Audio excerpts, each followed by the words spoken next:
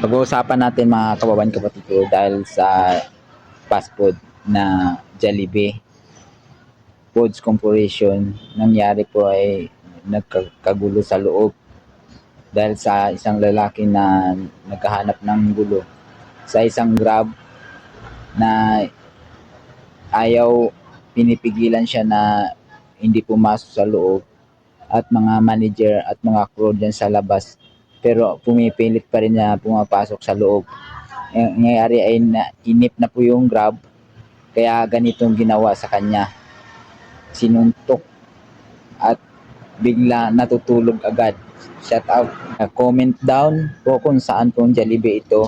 Makukulong po ba yung Grab na sumuntok kay Manong? Shout out. Sana malalaman po natin ito sa mga viewers ko, followers. Comment down po